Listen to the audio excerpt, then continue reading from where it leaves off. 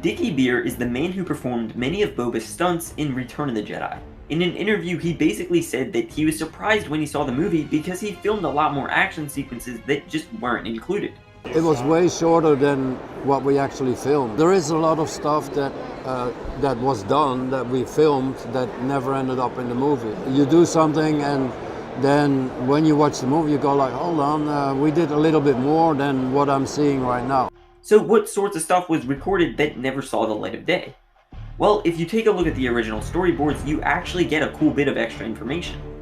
These are very rough early storyboards, so it is a bit hard to make out at times. If you look closely though, it says Boba Fett's point of view, and we would have seen what this battle looks like from all the way up on Jabba's sail barge. Boba would then activate his jetpack and fly onto the scene just as he does in the film. A few pages later, and Boba pops up in some more storyboards where he actually shoots and hits what appears to be Chewbacca.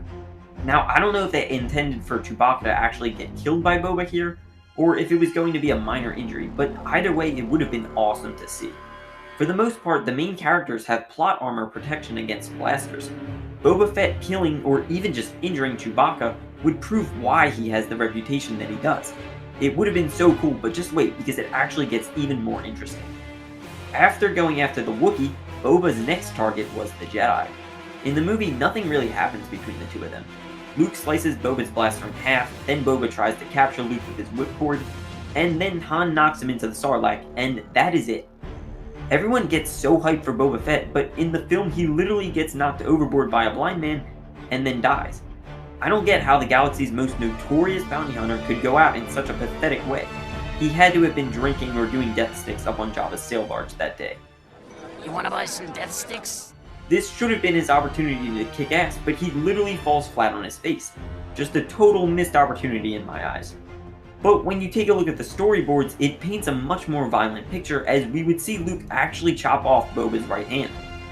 I just want to quickly explain that all of these storyboard images were never officially released, so they are essentially just leaks. For this reason, I can't 100% confirm that these are real, but there is overwhelming evidence to support it. While this storyboard image of Luke was leaked in 2007, in 2014, Lucasfilm released an official book called Star Wars Storyboards: The Original Trilogy. In this book, we see a storyboard that looks very reminiscent to the one that got leaked 7 years prior, so this could mean a few things. Maybe what was leaked was just the first draft of what would eventually become this image, or maybe they made a recreation of the storyboard specifically for the book.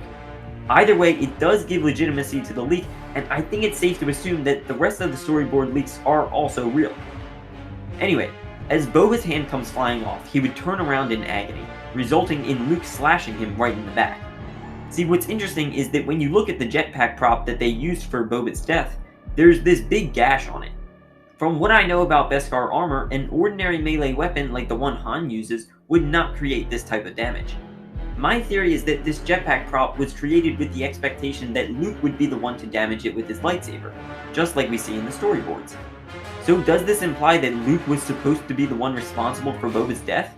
Because presumably after slashing the jetpack, it would short circuit and Boba would fall right into the Sarlacc just as he does in the film.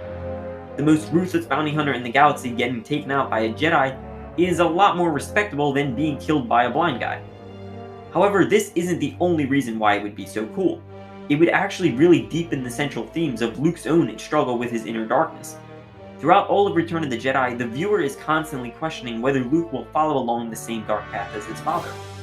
These are just storyboards, so it's a bit hard to fully understand how these sequences would be portrayed. If Chewie is injured or even killed, would Luke have then tapped into his rage to get revenge against Boba? Maybe we would have seen Luke struggle with his inner dark side in this scene early on, thus setting up the stakes and tension for the rest of the movie. If you want to be able to win this $300 lightsaber, you must be subscribed to this channel, and you also have to be one of the first 10,000 people to both like and comment on this video. May the Force be with you.